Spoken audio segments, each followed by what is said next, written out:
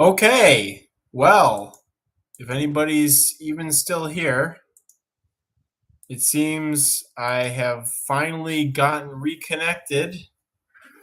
Maybe some people will start to show up, hopefully. I have no idea what happened, and I looked around. Apparently, it's a pretty common problem to not be able uh, to get sort of booted out of the whatever for your stream, and there's no way that you can. There's no button that says from the management tab that says end stream when you've been kicked out of it. I actually had to do a workaround where I selected if there's no input or whatever to the stream to end it, and apparently there was no input for some period of time. So by toggling that on, it was able to auto end the stream. So to anybody who's managed to find your way here, because it seems like a couple of people are starting to trickle back in, I'm going to go and put a comment on the other one that we are back until something else happens apparently. So I'm going to write that comment here now. We are live on the channel in the stream labeled part 2. Thank you for your patience through this ordeal. So hopefully YouTube's got its stuff sorted out now, hopefully. What a nightmare, especially on a stream like this. So I can't even remember where I was at. Oh God, I'm gonna have to go back and watch the other stream and find out where I stopped talking. Sponges. Sponges.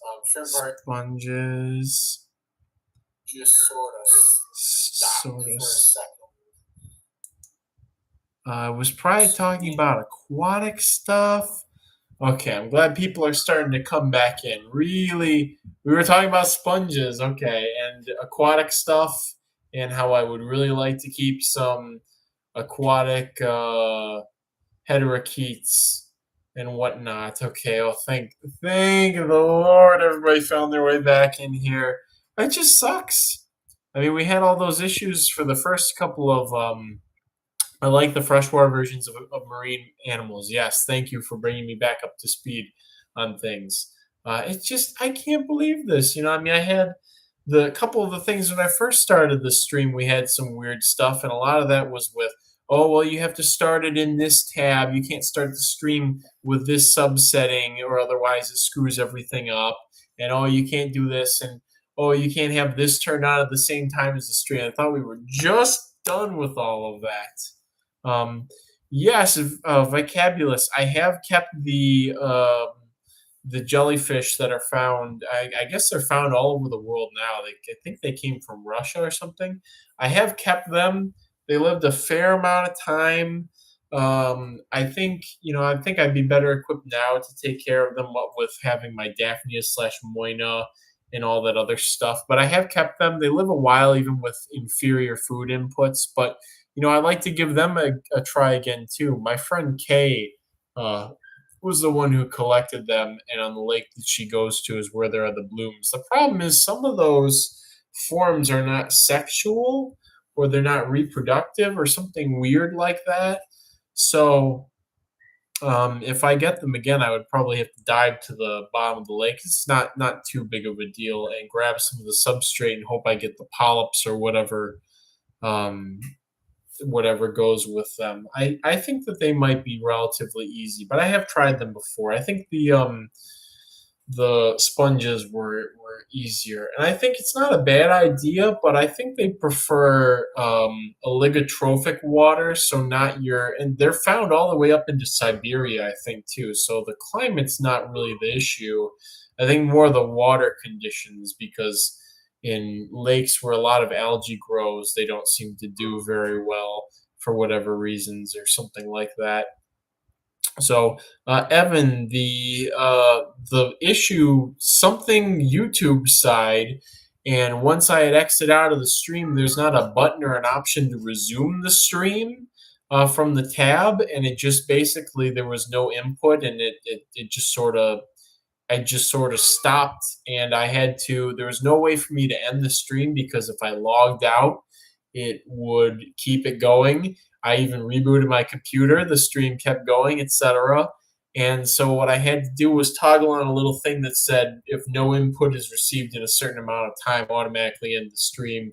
And so that's basically how I backpedaled into getting rid of exiting out the old stream. And then this one actually took a while to get going again. I had to recreate several because it would say going live, and then it just kept pending for minutes and minutes and minutes. And finally, this time it went through, even though I didn't do anything particularly particularly exceptional. So it was definitely a YouTube side issue that's going on right now, which sucks.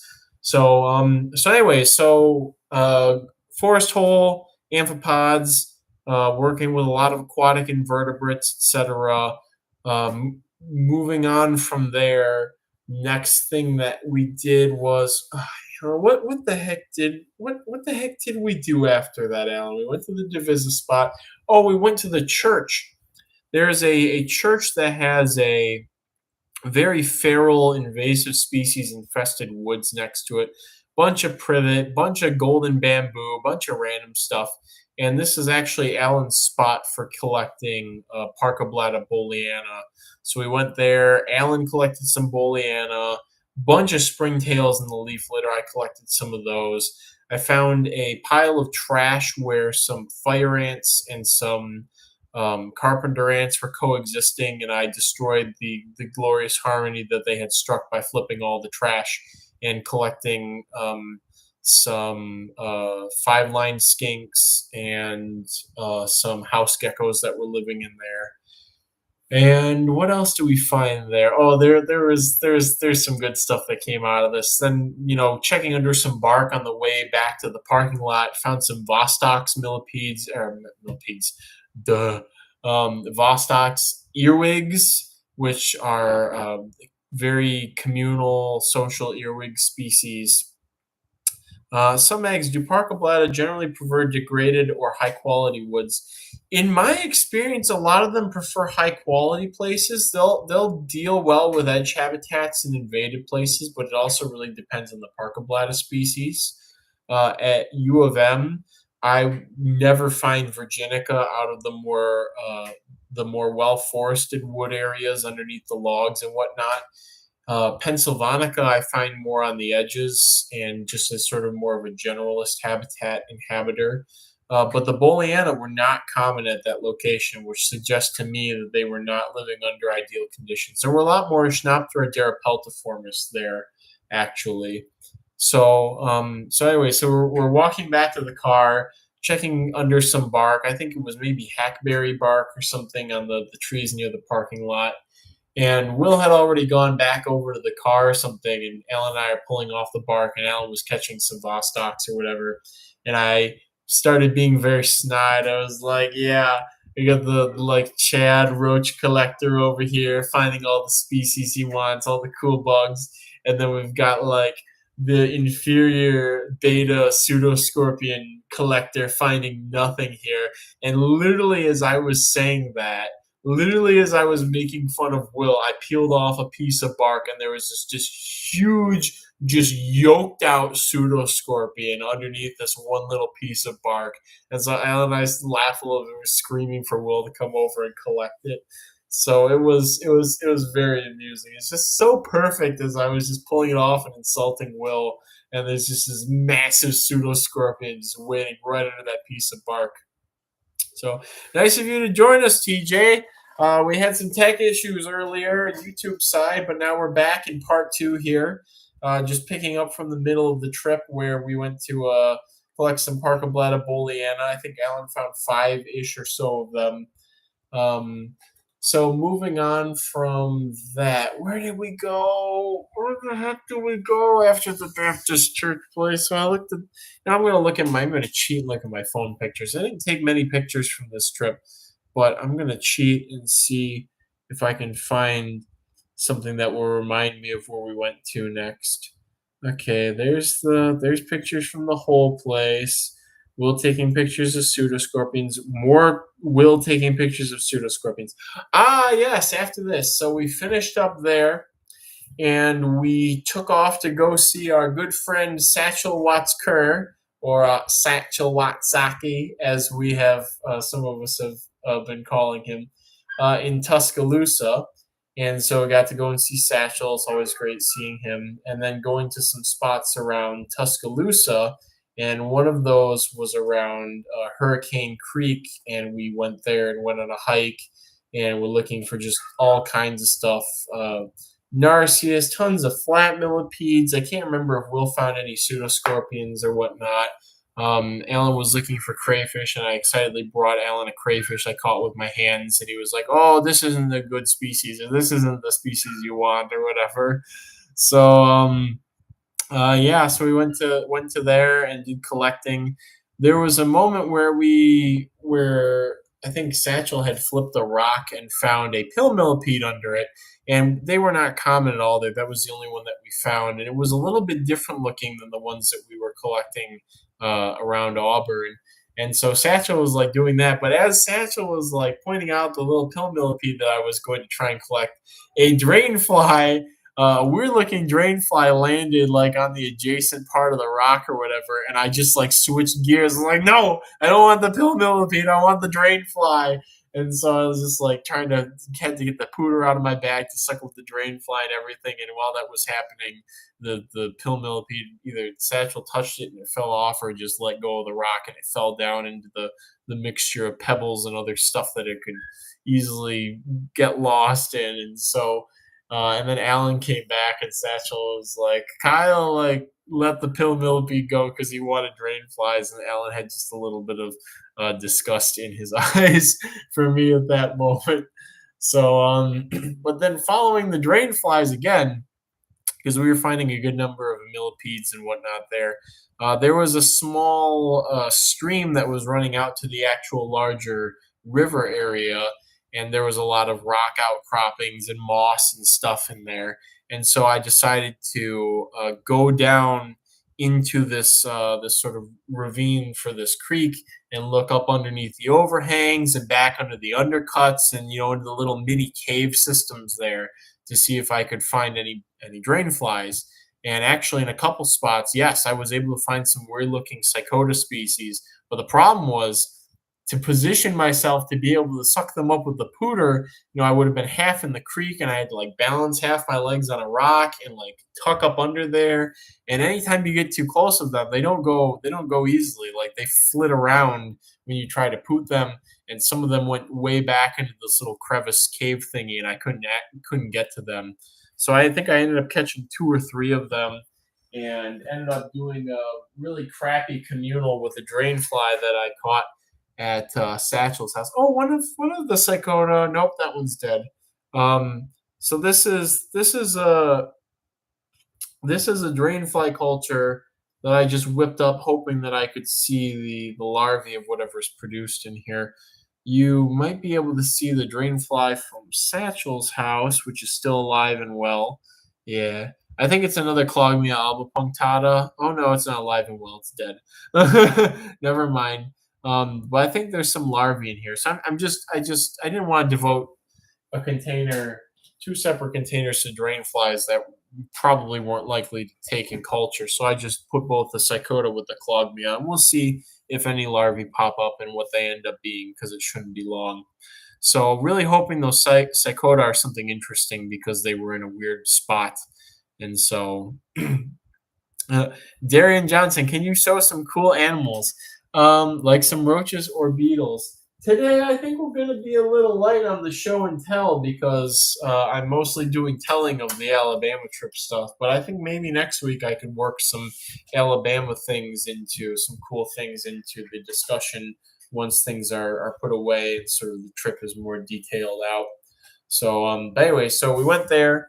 Another one of my targets, my four primary targets on this trip were onomerous species, the pill millipedes, or whatever they are, whatever genus they end up being, Parcoblatta lata, Parcoblatta divisa, and finally Cetennis or Tennis hibernalis, which is a wandering spider that's most likely endemic to Alabama, which is weird, not only in the fact that it has very small range, but also that it's a wandering spider, mostly tropical. So Satanas hibernalis was another big one on my list because it's one of the spiders I really like, and just sort of wanted to see them in the wild and get an eyeball on them and whatnot.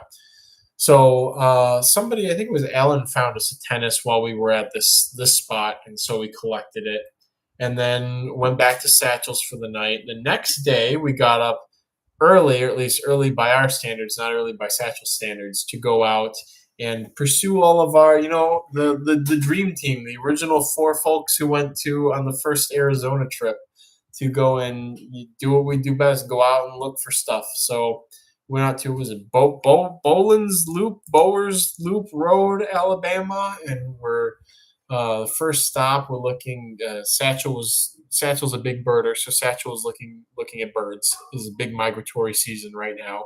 Alan was just looking around for crayfish and what have you.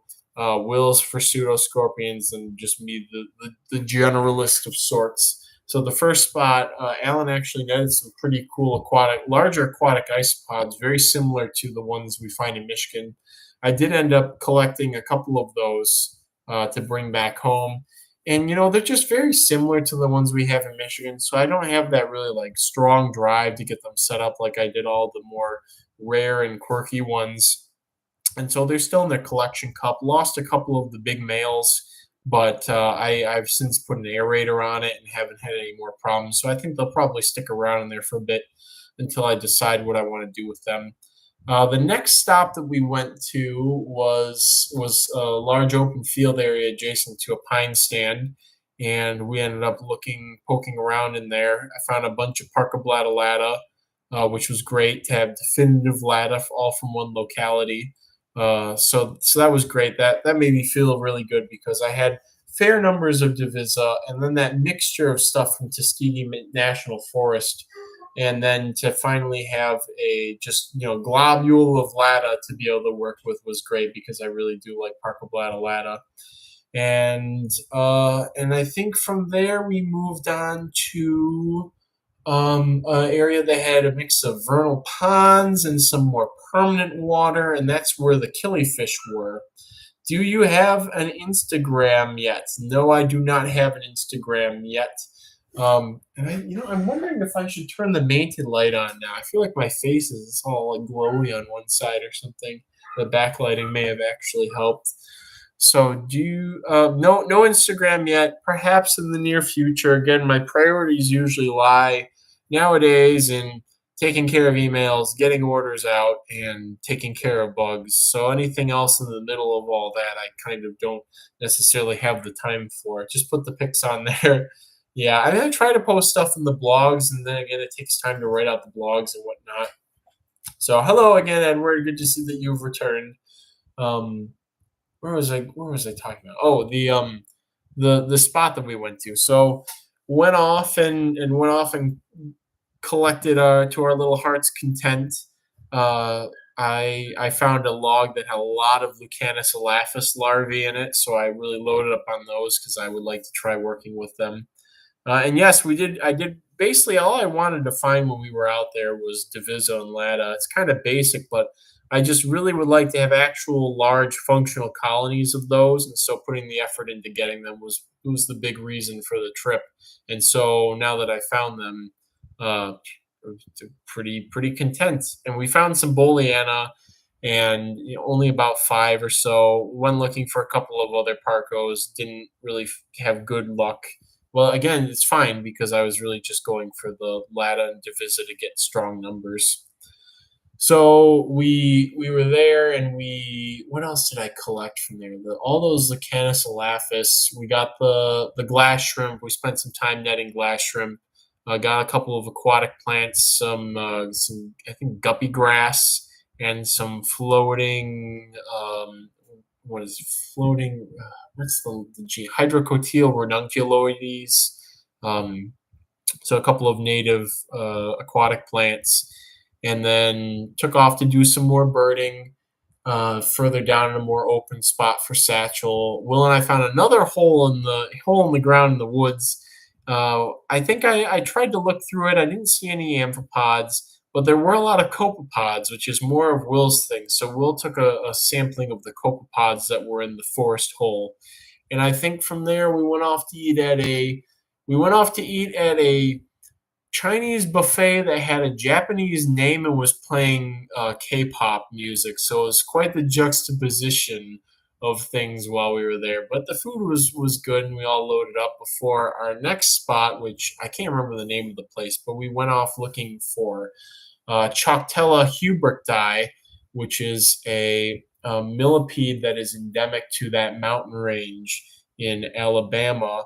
And it was one of the targets that was kind of a last minute decision to go after. So Satchel basically stayed around the parking lot-ish area doing some birding. Will Allen and I went off on a hike to get to the Choctella huberti spot. And Alan was like, "Oh, it's actually over this mountain." And so Will, Alan, and I went all the way up to the top of the mountain and poked around a bit. And Alan was thinking maybe they needed more moist habitat. Um, and so back down the mountain we went. The park was closing, so we actually didn't find any Hubert die. And yes, we were in Alabama for all of this. So no Hubert die, and at that point we got back to the parking lot. It was time to say our goodbyes to Alan. So Alan had to go back to Montgomery to catch his classes or whatever on Monday. So Satchel, Will, and I took off to go back to Tuscaloosa, and we went to a park near Satchel's house. I can't remember again. I can't remember the name of this place. It's on some. It's in the notes that have been sent to me after all of this. And so we went off to look around the park after dark and flipping tons of slimy salamanders. They were everywhere. Just a lot of cool stuff there in general. Will found a sycamore that had a bunch of pseudoscorpions under it, so he and Satchel were really working that tree, trying to get as many pseudoscorpions as possible, while I was off just looking for what have you. And primarily, this was Satchel's spot for finding more tennis hibernalis, and so I went off looking for that. Went across the bridges. The area we came into was, oh, we're finding so much cool stuff. All this area is awesome. And then went across the bridges to go further deeper into the cut.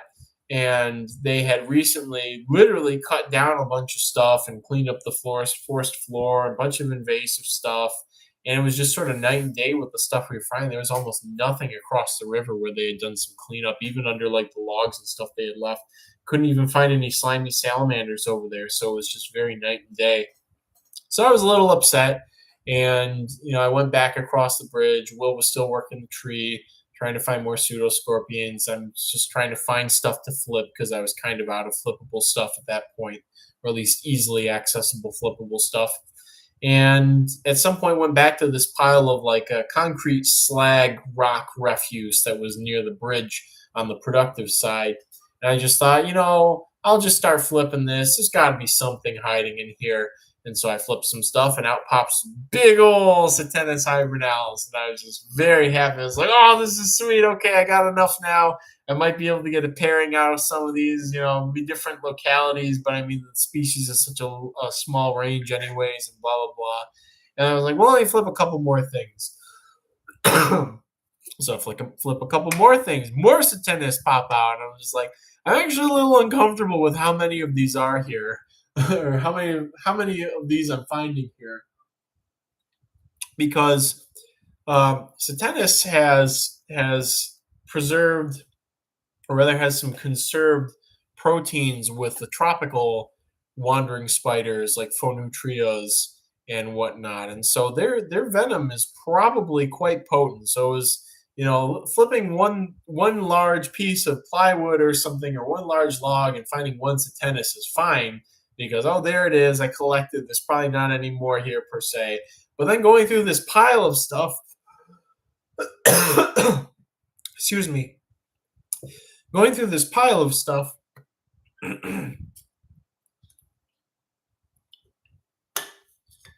dry throat, talking too much.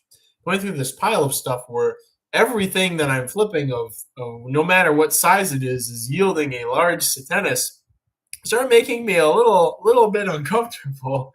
So I think at the end of flipping through that pile, I found about 7 or 8 tennis of good size. So I caught those and brought them back. And right as soon as I was done catching them, my headlamp gave out, and I was just like, "All right, this is a sign. This is the end of today." So headed back to Satchel's house. Spent some time talking and sharing stories and stuff like that. And at some point, I can't remember if it was that night or the night before, was when Satchel introduced us to another term for drain flies. So you've heard mothfly, you've heard drain fly, but have you ever heard them called sewer fairies? Because I feel that's an excellent name for them because they're so the little delicate flitty things that look almost like some sort of mythical creature. And so I may begin calling them sewer fairies because I feel it's a very apt name and it does sort of romanticize them a bit more than calling them drain flies or even moth flies. So sewer fairy is definitely growing on me. So while we were at Satchel's house, there were some there was a sewer fairy, and so caught that, and that was the one that hopefully laid some eggs before dying in that culture cup. So another thing was I had collected those house geckos at the church parking lot at Church Woods earlier, and having gone on more Florida trips and Alabama trips, there's a lot of Hemidactylus maboya everywhere, and apparently in the last 20-ish years, that species has pretty much completely taken over Florida. And so, where there were once 2 or 3 other species of introduced house geckos, they've been completely and very rapidly outcompeted and perhaps extirpated by Hemidactylus maboya for whatever reasons. And so Hemidactylus tursicus, which is in Alabama, seems to be too far north for maboya to colonize currently, or maybe they just haven't made it there yet. And so I was finding Hemidactylus tursicus there. And Satchel had brought up that they often live around his chimney and basically around the outside of his house. And I brought up like, oh yeah, I'm looking for house geckos. Like, maybe we could go look around outside for some house geckos. And he was like, I know where one is. And I was like, what do you mean? He's like, he had seen one in this in one of his containers of potting soil a couple days ago, and it was just living in there. So he just put the lid back on the container of potting soil. So we go outside, and even though it's pretty cold out, here's the house gecko living inside the container outside.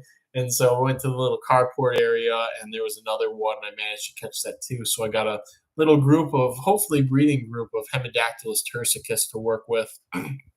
So yeah, house geckos, and then got a good night's sleep. Satchel has a lot of cool antiques and trinkets and collectibles in the house, and it's got a real nice charm to it with all of the mantle and all the collectibles and whatnot. Oh, the night before, Satchel walks out of his room with a tank artillery shell or something and walks up to Will and is like, do you know if this is live? Because Will does like World War. Will just likes military history and stuff like that. So he just walks up to Will holding this tank shell thing. Is just like, you know if this is live or not?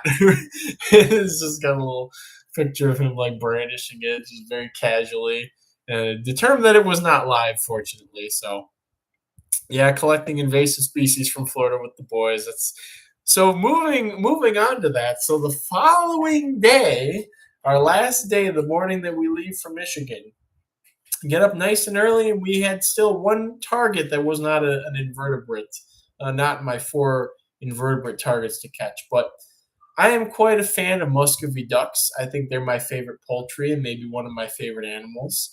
And there's a very large population of them in Tuscaloosa that some people like and some people hate. But they, as Satchel put it, there's a large, I think maybe man-made lake in the very center of part of Tuscaloosa. And the ducks there's probably hundreds, perhaps even thousands of ducks in Tuscaloosa, of Muscovy ducks.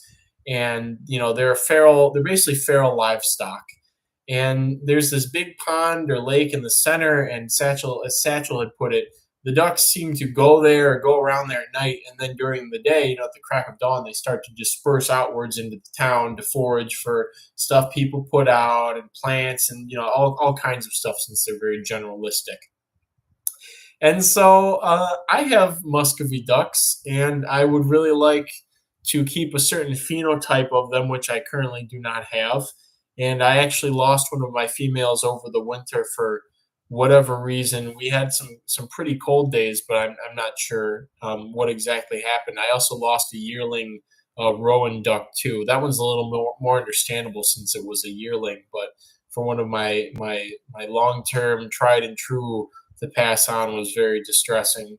So I wanted to get some more Muscovy ducks. So we go out driving around the town looking for flocks of Muscovies in people's front yards, in the vacant lots, around the parks, and out near the dumpster behind the McDonald's.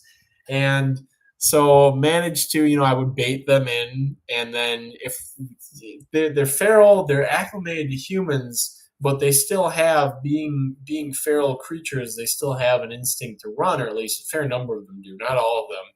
And so I was going for females, and so I would put the bait out and play this game of waiting for them to come in and gain their trust, and then have to just go wham, just really lightning reflexes with the net to try and net one to then catch it.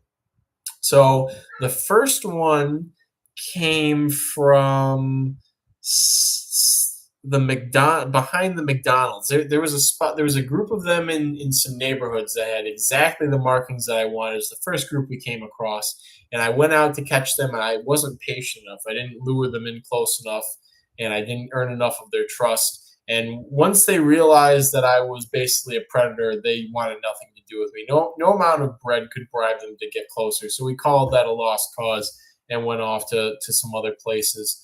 We went off to behind the McDonald's parking lot, and those ones were very used to humans. There was a big pile of corn that somebody had put out for them, but they didn't want corn. They wanted bread. And so throw the bread out, and a couple of them come in very eagerly, and then wham, catch one of them. Really nice female that I think was maybe nearly solid black. So, and that was exactly what I was going for. So we go drive around a little bit more. We went to, what's a Steak and Shake maybe parking lot, and there's a bunch of them just laying all over the place. And I try to lure in a few of them, but they're very leery of me. Just must have been more feral, etc. And so while I'm out doing that, Satchel kind of looks off and realizes that there was a mother with some babies. He hadn't seen any of them yet because it's still pretty early in spring, but there was a mother with some babies. So I devil horns pop out, and I go like, I'm gonna go catch them all. So I go over to go and catch them, and the mom's looking at me and getting very defensive. And I go up to catch one, and I throw the net down, and I've got this little baby Muscovy in the net, and it's peeping, and I realize I didn't bring the box with me and all this stuff. And then I'm just sort of like taking candy from a baby, and I just like walking over with my little net up and like crying internally as I try to catch another baby, and the mom's just she's got her wings spread out, she's staring at me and all this stuff, and I just like the guilt is just soaking into me, and I just at some point I just stopped. And babies running everywhere underneath me. They couldn't have been more than 2 days old. And I just sort of stop, and I'm just like, no, I can't do this. I can't do this. I take the baby out of the net, I let it go, and I just walk back to the car. And Will and Satchel are watching the whole thing, and Will's just like, it was like a movie that just played out there. And you had like the action and the violence and the change of heart and the regret, and it's just all these things just happen. They're just sitting there watching me trying to catch the baby Muscovy ducks. And it wasn't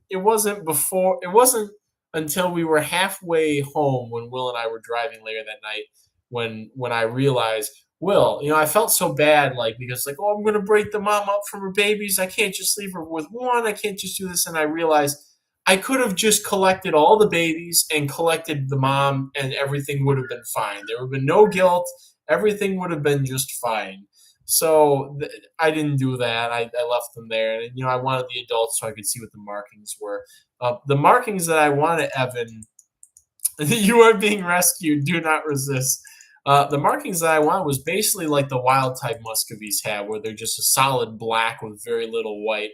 And I have a good rate. All the muscovies that I have are very nice birds. They come right up to me. I love watching them make their little noises and their little rituals and stuff. And so it I would like more they have that more of a wild phenotype with the black feathers and basically solid black into the future. So, bro, it was a whole ass hero's journey. uh, so reformed villain moment. Yeah, I just couldn't. She was getting so distressed and everything. Oh man, it did have a few solid black in my area. There's always so many chicks that get left behind.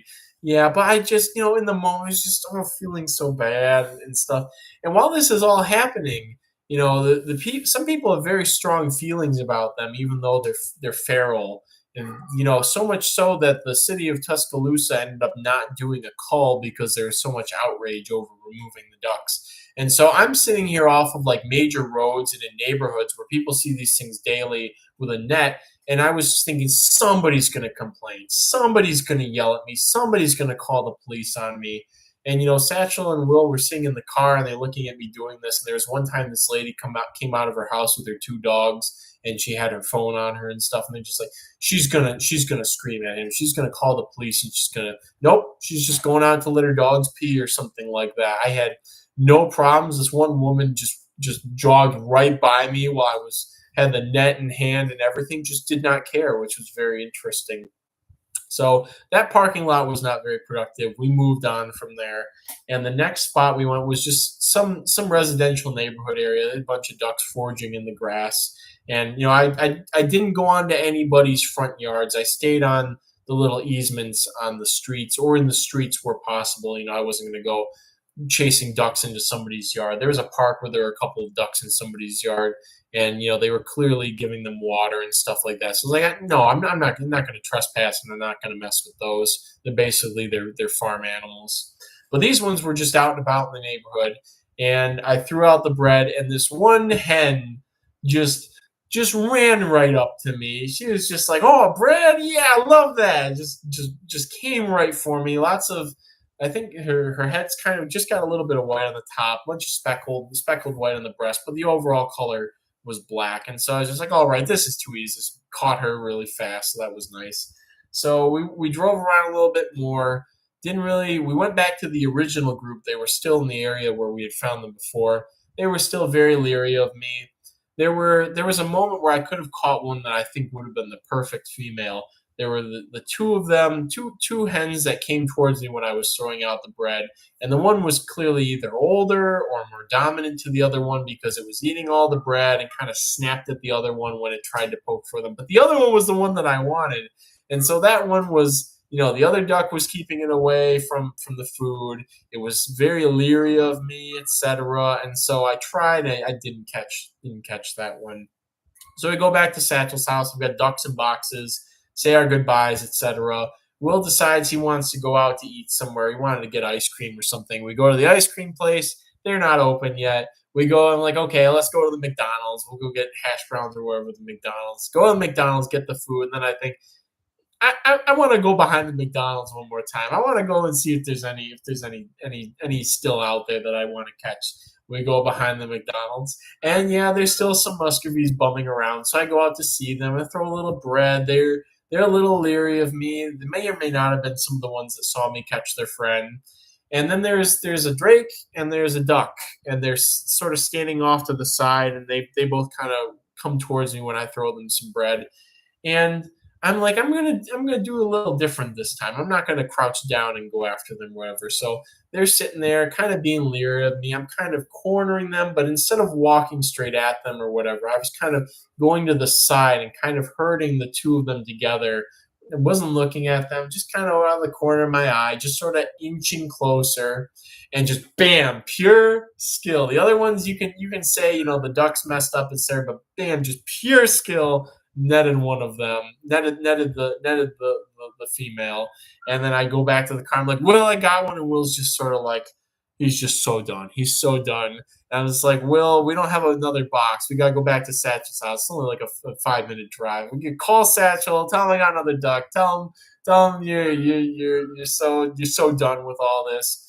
And like, well, I don't have a box, so Will has to hold the duck in his hands in the car driving back to Satchel's house.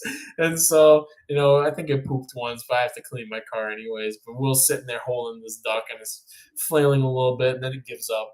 And then it's just like, okay, I flail a little more. There's like, no, I'm done with that.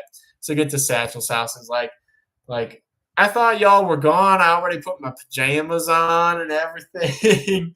so so yeah, so I caught three Muscovy ducks. They're doing quite well with the rest of the flock now. They all made it back just fine.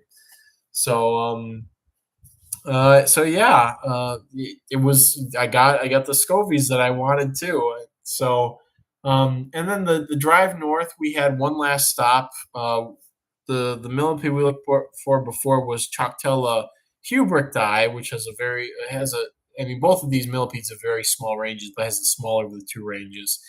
And we were sent to a spot that was good for Choctella Cumminsi, which has a very interesting name. Obviously named after somebody whose last name, or hopefully not first name, was Cummins. But Choctella Cumminsi. So we go here, and it's a land trust thing where it's sort of tucked away behind another business or something like that. And so go through there a little bit. Very nice hiking trails. It's clear that somebody may have bought the property and didn't want it to get developed, and so it was still in pretty good shape. Looked very popular for hiking. There was a nice mountain stream and whatnot, a lot of hiking trails, some interpretive signs and stuff like that. And so we tried to restrict collecting of things to as close to the parking lot as possible. There was a sign saying that there was no hunting with firearms, there's no collecting of vegetation, no collecting of, what was the other thing? Vegetation, birds, or something, or minerals or resources. And so I thought, well, it doesn't say anything about invertebrates on here. So we tried to leave as little trace as possible and not disturb the habitat. But I did grab a good group of Choctella Cumminsi from there to try captive breeding. And it was interesting. Catch the mother first, the babies will line up and volunteer to rejoin. That was the thing. That was the thing though, was like she was on top of the babies and I didn't want to have to, like, she was still dodging and being very agile, but I felt if I were to swing the net aggressively that I could have ended up injuring one of the babies, and I definitely didn't want to do that just because I like Muscovies so much. And that was another part of it. It wasn't even so much so that I felt bad for her as a mother per se, but I just like Muscovy so much that it was all those factors sandwiched on each other that I didn't want to be causing her that distress and whatnot, or the babies and whatnot. So, but anyway, so we found the Choctella, collected a good group of them. I tried to do some observations on the habitat, and it's just sort of moist areas adjacent to that sort of stream. There were some that were a little further up in the mountain valley area. They were occurring with Narcissus americanus, and it was weird because I feel like, considering their diets, that the two of them would actually be competitors. Alan had brought up that with detritivores, there's not as much competition because the resource is so abundant. There's other factors um, that are heavier contributors to controlling the populations and whatnot of those species, like predators and weather phenomena.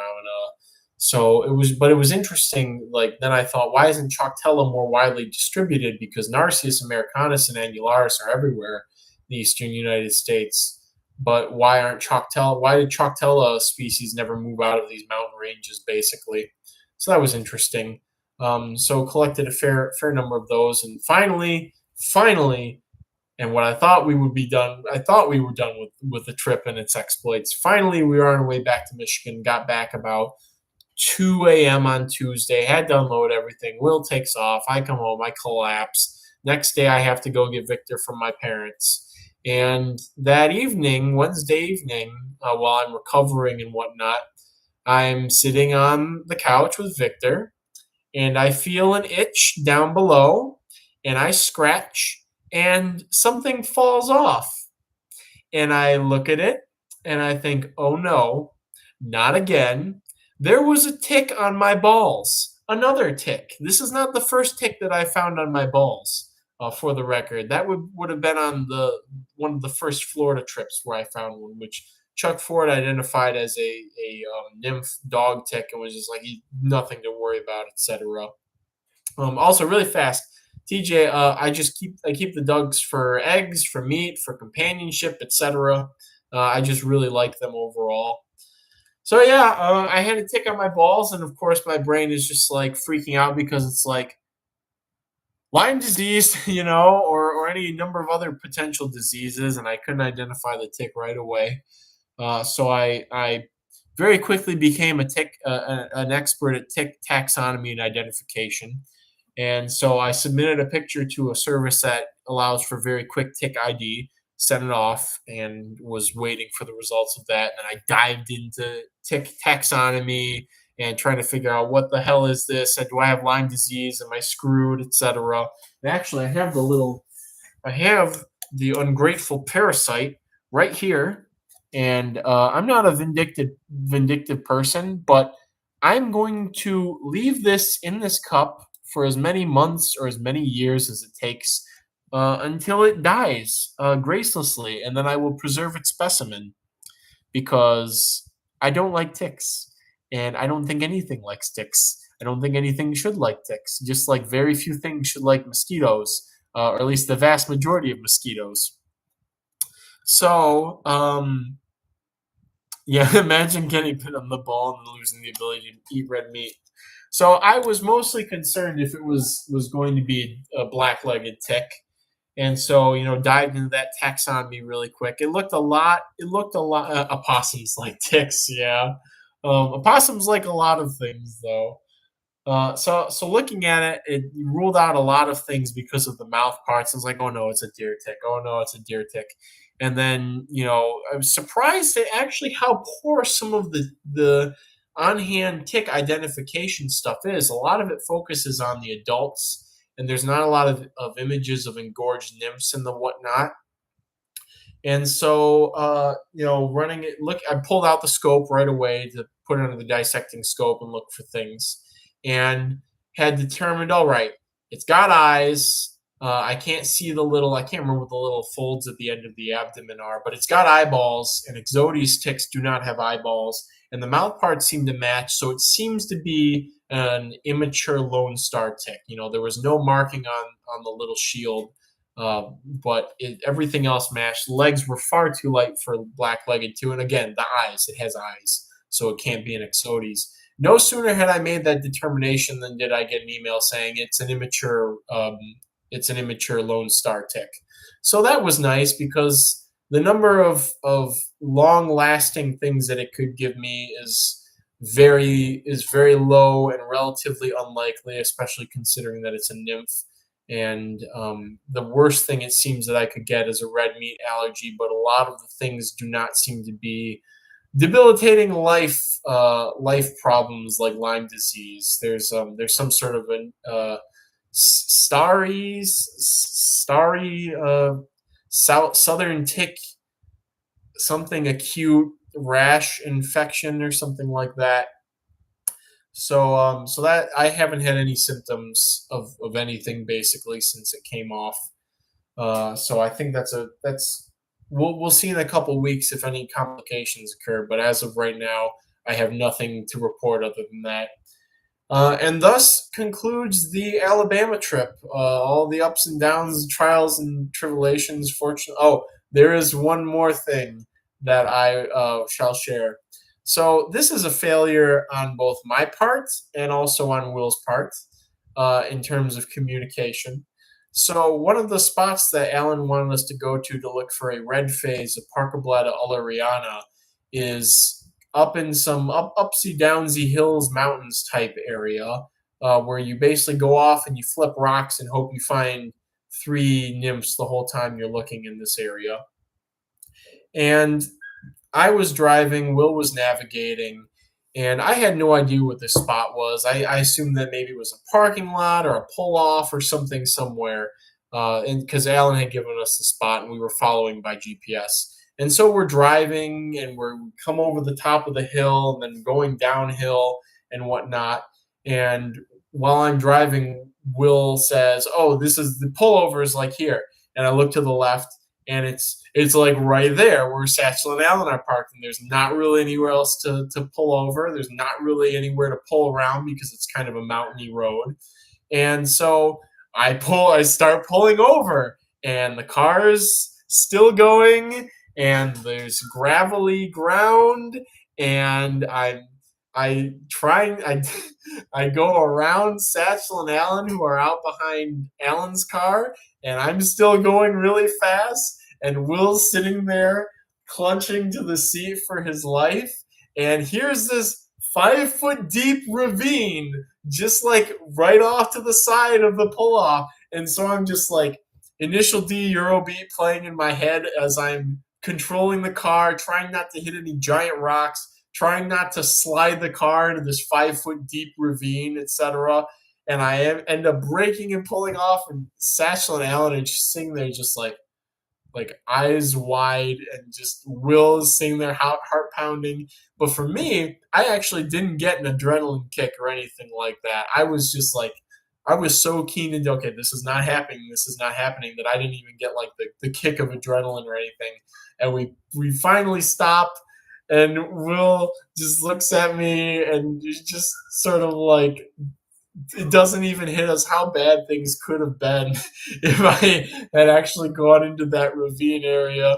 And so everything was fine. Everything was fine. And nothing bad happened. Full stop. So yeah, that was one other thing that happened, and I'm very thankful that I had the reflexes to avoid major damage and major bad things happening. So yeah, that was another thing that could have been bad but wouldn't. One of my favorite songs is actually "Dashboard" by Modest Mouse, and I feel like that very very thoroughly describes the situation that we end up being in there.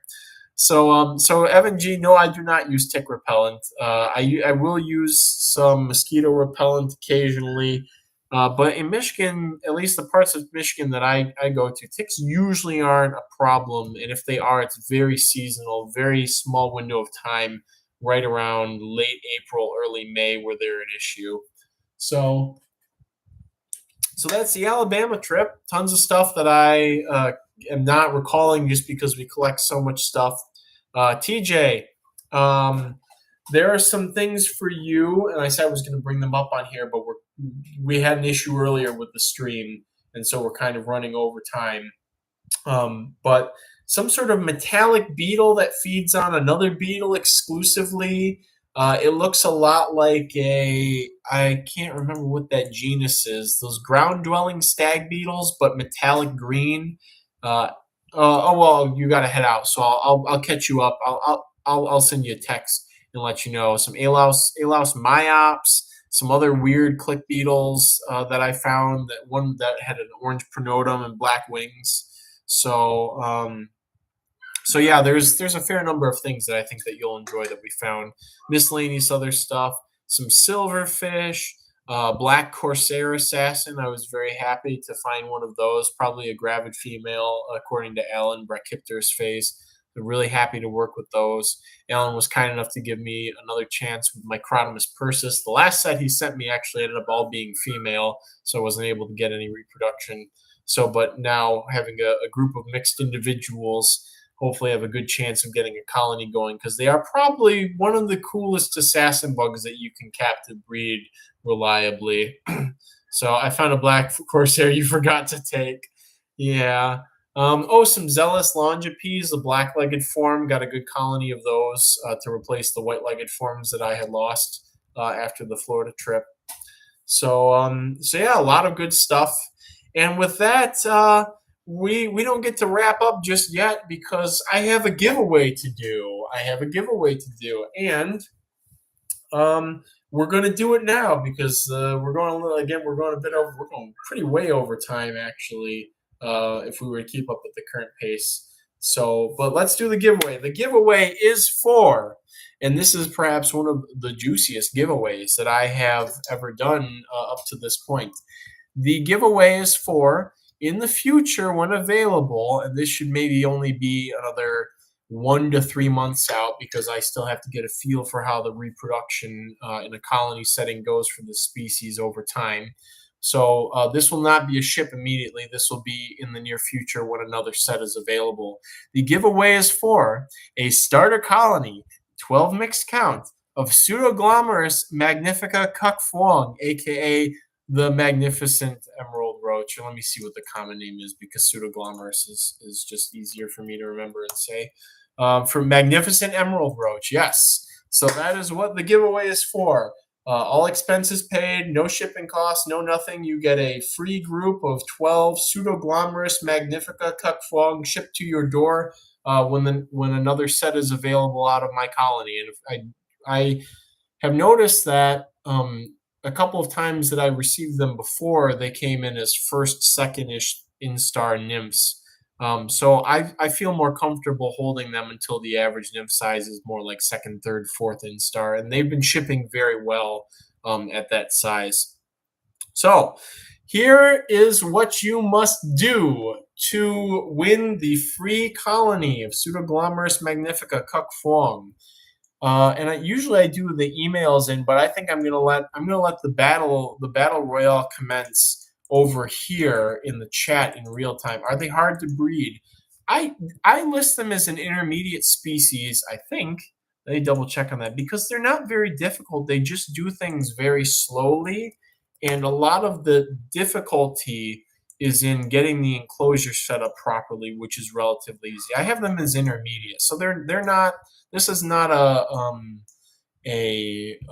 Latiblatella renai difficulty level species. I could even see myself pitching them as a semi beginner roach with the setup, and of course you need to be patient with them too. So here's what you must do. Here's what must be done in the current live stream chat to receive the group of Pseudoglomerus magnifica. This is a trivia questionnaire quizzy thing. Do you have a comparison species of maintenance? Oh, trying to think of things that are kind of commonly kept that kind of have similar care. Most similar, I would say, maybe the Paranophyta species to the assassin bug mimics. Most similar, I would say. So it's not even really maintenance. It's more just getting the setup and the humidity right because they don't like to be stagnant, but you can't dry them out, basically. And for patients, I think I got my group last year in April or May, and they were all small to medium-ish nymphs-ish. And I got babies in January, December, whenever I made the announcement about it. So it's about a year off from getting a group and then having a huge group yourself, basically, or more like 8-ish months. So yeah. So that's what I would say with that. Anyways, getting on. And it's weird. I think I saw some people leave the chat. Unless they're getting ready for what I'm about to ask. So this will not be email. You must respond in the chat here with this trivia question answer. It must be spelled correctly. It must be proper capitalization, and it must be proper spacing on this. And that trivia question is easily found somewhere on my website, but here it is. What is the name of the Scolopendra heros arizonensis that I collected in Arizona of this year? It's been featured on the live stream. Kai and I sexted on the live stream. It did not have a name on that point. At that point, but this information is very easy to be found on my website, and it must be the full name of this individual, the full name that I've given this individual. So anybody who's been, all right, we have a winner. Oh, TJ. Oh, smack, you sniped TJ. Oh, well, TJ, you're gonna probably end up getting Pseudoglomerus from me anyways at some point, one way or another. But smack, congratulations! You are the winner of the Pseudoglomerus magnifica cuck fuong giveaway with very honorable mentions to TJ, who sniped Texas. But again, proper punctuation, proper capitalization, proper spacing, proper nomenclature, blah blah blah counts. So I must award this to Miss Texas, to Smack Smack. Yes, I decided to name the Scolopendra Heros Arizonensis that I collected in Texas Canyon Miss Texas, because she is big like Texas and she was found in Texas Canyon. It just made sense. So thank you everybody who put brain power and whatnot into there.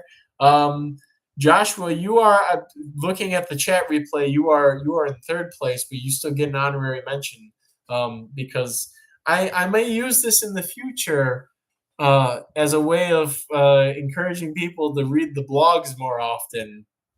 Evan G, do you have a mailing list for your blog posts? I do not, because of the weird formatting that they're put onto the site. They count as something as just posts or something in the formatting. So there isn't a mailing list for it, but anytime I update the blog, it will be put to that page. Now I am currently, and actually, if Chris Snyder's still here, since it seems gleaned some information that you may know some programming stuff. I am in need of some things being tweaked and worked around and optimized on the website for things. And one of those things is I need to have all my blog posts somehow easily accessible, because at current, you have to either, you have to either search for them, or there's no proper drop down or organization for them. It's just a relic of when I wasn't doing blog posts, and now with the feed there and with so many blog posts accumulating, I need a better way of organizing it. So yeah, so I will have to contact you about that and whatnot. And also, Chris, your order is going out next week. As I don't know if I had gotten to your email yet or not, but you probably read on the website the orders have been bumped to next week. So so yeah, thank you everybody for everybody who put energy and brain power into that. Next time, keep an eye on the blog posts.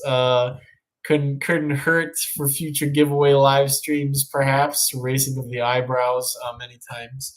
Hey Russ from Aquarimax Pets, let me answer that real quick before we wrap up here. Have you ever cultured curly winged flies, or do all the roach species you culture render them redundant? For the most part, they are pretty redundant here. I'm assuming you're talking about the curly winged houseflies. Um, and I have actually never gotten an opportunity to work with them. I don't know anybody currently who has them. But the thing with a lot of flies is just the gross factor of having to create putrescent material for them, which is fine with sewer fairies, sewer fairies, because it's contained, and there's, with the way they're set up, there's not really any chances of invasion by phorid flies or fungus gnats or unwanted fly species and whatnot. So, and the smell is very limited too, because they do, especially like the larvae do purify the water by consuming that rotting material very quickly. And so it just gets sort of a pond scummy smell to it eventually, without the putrescence as you would find in various house flies and whatnot. Would I be interested in working with them? Yes, so I could find easier ways to raise them without the putrescence. But I'm looking more and more, pending some other discoveries about their biology and possibility as a vector for diseases, looking more and more into using pyralis moths as sort of that size and niche of feeder for things. But I don't really know what I would feed them to if I had them, because again, a lot of the roaches really fill that sort of niche for things. But again, I'm weird in that sometimes I'll look at two very similar things, and just because of the differences in setups I put them in, or just something that I feel is different about their biology, I'll say, all right, this one's getting little Kenyan roaches, and this one's getting Parkablatta fulvescens, and actually I'm going to use Corsinura for this tag, and actually these will, instead of using Paraplecta for this container, I'll use baby Bersatria. These little quirks that sort of pass through my head sometimes. with some of these things. But usually there's always something that I have on hand to feed whatever I'm thinking of. So only curly winged in the heterozygous state. The pure curlies die. The pure non open the container outside. Yeah, so finding that sounds unappealing to me. Having things dying, either especially if it's late stage larvae or something that die. But working with heterozygous things is especially something that you need to reliably be a good feeder and reliably be a flightless feeder, and it's not an aesthetic thing that you're going for the heterozygote. You're not doing line breeding. Does not sound very appealing to me. I have been culturing pyralis moths. Um, yeah, and I feel like they have potential for some of the mantids that really like to take flying prey as well, and perhaps for rearing different types of orb weaving spiders. So, but I'm talking with Alan, and we're going to see if they might be a vector for an infectious Wolbachia that might sterilize roaches. But it's very vestigial discussion for now. We just have basically the idea that Pyralis can probably carry a Wolbachia, and we're seeing what seems to be a sterilizing effect in some colonies in some capacity, but it could very easily just be a husbandry issue or something like that. But keeping the brain working and thinking about that. And actually, there's a Wolbachia expert at the lab that Alan works with, so he's going to talk to him, and we're going to see if we can get some answers about some stuff. So, with that being said, thank you everyone for joining. Smack. Shoot me an email telling me that you're smack, and I suppose anybody watching this could just go ahead and do that, because somebody could try and snipe that from you. But shoot me an email now, if possible, and just say that you're that person you won. And if there's any problems, I will. If somebody else for whatever reason tries to muscle in on that by faking to be you, we'll figure things out. So if possible, message me now. This has been a very interesting stream, Kyle. If you're ever in North Florida, let me know and I could location scout for you. Evan, we will be doing a June Florida trip, and so some boots on the ground would be wonderful, as well as some collection spots. My primary goal in Northern Florida is actually going to be hitting up the areas around, possibly within Torreya State Park, because I'm very enamored with the biodiversity of that area, and there's a lot of things. There's a lot of things that I would like to collect from that area to begin with. Kai is going to try and drag me down to the Keys. If my Rutella formosa end up ovipositing, I don't really have a strong reason to go all the way into the Keys. And a lot of that stuff can be found year-round anyways, simply dependent on the weather. So using that prime collecting season during the early summer to go to somewhere that is relatively unseasonal does not make the most sense to me. State Park is Torreya State Park. CSS, what is your day job, Kyle? This is my day job. So yeah, thanks everyone. This has been a lively stream. I'm sorry about the technical issues that happened earlier. I'm glad we were able to push past that. There will be a live stream next week, not a giveaway stream, just a regular old live stream. Although that one person was interested in seeing some actual stuff, and I do admit that does add more value to the live stream than me just sitting around talking sometimes. So hopefully next week, a lot of the Alabama stuff will be situated enough that I can bring some in for show and tell, and the show and tell organism is not limited to the testicle tick next week. So, with that being said, again, it's wonderful seeing everybody again. I did miss everybody next week. I will admit and say I completely forgot that I would have been streaming last week because of the excitement of driving down to Alabama and seeing Alan and just being ready to go and collect and stuff. Test tickle, yeah, I do enjoy that. So yeah, take care, everybody.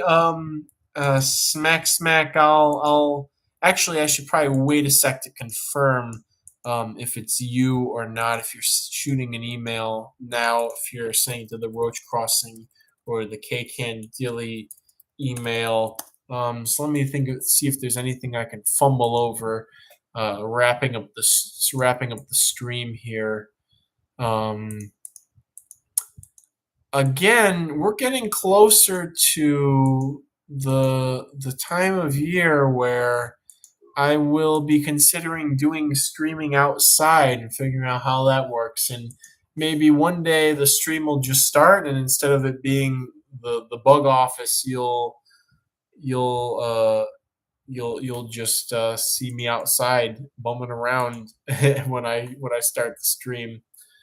So yeah, I don't think there's a DM option on YouTube. Pin message, put user in timeout. Ooh, I could put Kai in timeout? Really? I could do that?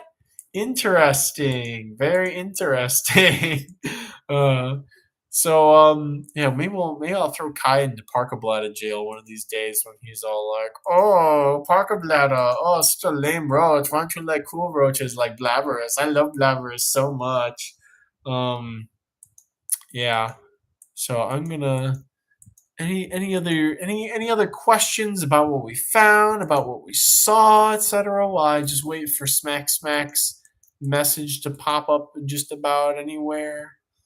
Um, I just got confirmation. This is kind of I have the word leave a comment with a code or SMTH. Oh no, he has discovered hidden power. um, what was I going to say? I just got confirmation from Rick Simic, who lifelong idol of myself and Brandon and Will and everybody who's ever met him basically at the Interpretive Center. He's the the land resources, etc. manager at Perfect. All right, Smack, you're good to go. We're all good. Anyways, I'll finish up this thought though. He is basically one of the overseers of the Environmental Interpretive Center, which is where my bug zoo was at before COVID happened, and now it is in decay because nobody's been able to get into the building for reasons other than classes or for building maintenance. It's a whole thing with the university and COVID and whatnot. But now that the world is sort of coming back to normal, they're trying to figure out what to prioritize with getting the building and the programs and everything back up and running. So the bug zoo will probably still be on the back burner until the building is fully open to the public and whatnot. But for some of Alan's research or potential future research with Dr. Appel, comparing Parkablatta pennsylvanica from Alabama to Parkablatta pennsylvanica in Michigan. And one of the most reliable places to collect pennsylvanica in Michigan that I found is the Interpretive Center natural area. And so Rick just confirmed that we have permission to go out and do some nocturnal collecting for specimens to use for comparisons and also to get some captive colonies going for future comparisons. So that's great news, and that'll be probably around May when the adults started closing in the natural area. You should show your ducks on a stream. If I go outside, I can definitely show everybody the ducks. But ducks in general, unless they are imprinted on humans, don't really like to be touched, and would rather be many. If it's a mallard duck breed, would like to be about 10 to 15 feet away from you, and if it's a muscovy, you can probably get to about a foot, but they're not always okay with being touched, and certainly not with being picked up. So anyways, thank you all for joining. I'll see everybody next week. Thanks again for showing up and being patient with all the stream shenanigans. May your cultures ever be bountiful and have a lovely start to spring, everybody. Paige is asking you confirm. Oh, I gotta end the stream. There we go. All right, good to go.